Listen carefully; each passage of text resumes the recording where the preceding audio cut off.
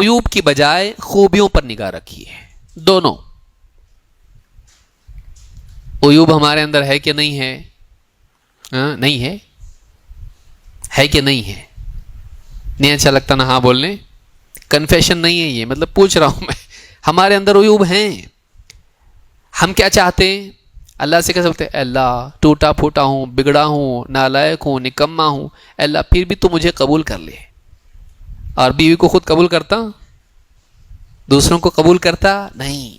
دوسرے پرفیکٹ چاہیے. لیکن میں جیسا بھی ہوں، نالائق، نکما، اللہ جنت الفردوس عطا کر رہا ماشاء اللہ. ہاں اتنا اوپر. کسی اچھی سوسائٹی میں بسائیں جانے لائق نہیں ہے. اور چاہیے کیا اس کو؟ اور مان بھی رہا ہے میں لائق تو نہیں ہوں، لیکن اللہ تو اپنے فضل و کرم سے مجھ کو جنت میں داخل کر دے. تو اپنے بارے میں یہ چاہتا ہے کہ میری ساری خرابیوں کے باوجود مجھے ایکسپٹ کرے. کون؟ جس کا پیمانہ اتنا اعلیٰ ہے، اللہ.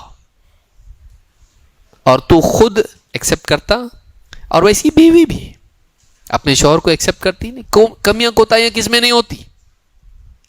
لیکن آپ اگر دوسرے کی کمی پر نگاہ رکھو گے نفرت پیدا ہوگی. خوبی پر نگاہ رکھو گے تو آپ کے اندر آپ کو اس کے لیے اس کو اپنانا آسان ہوگا. ہر انسان میں کچھ کمیاں ہوتی ہیں، کچھ خوبیاں ہوتی ہیں. آپ کے پاس چوائس ہے.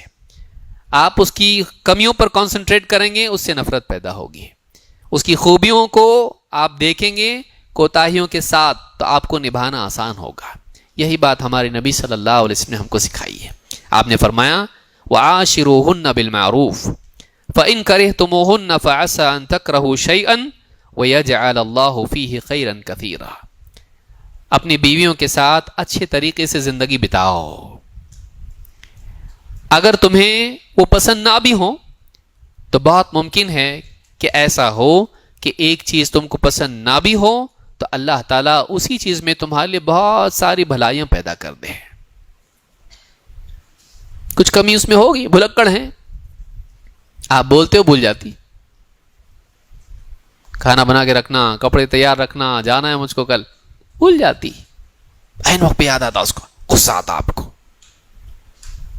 آپ بھی بھلکڑ ہیں.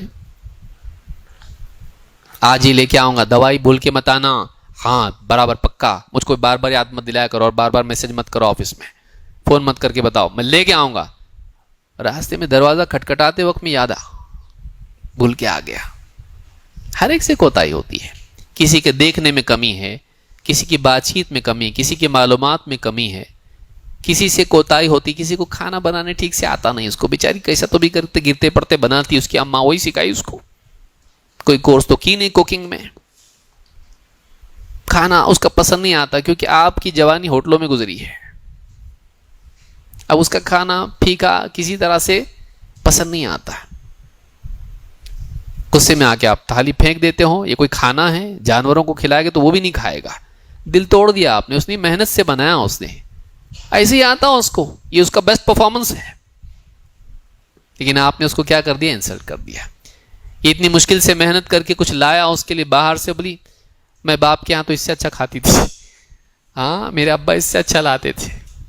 تو کیا بولے گا؟ ابا کے پاس ہی جاؤ، پھر اس سے اچھا ہی کھلائیں گے. کمیوں پر نہیں، خوبیوں پر نگاہ. کبھی غصے والا شوہر ہوتا ہے، کبھی بیوی زبان دراز ہوتی ہے، کچھ نہ کچھ کمی ہوتی ہے اس کے اندر، برداشت نہیں ہوتا اس کو.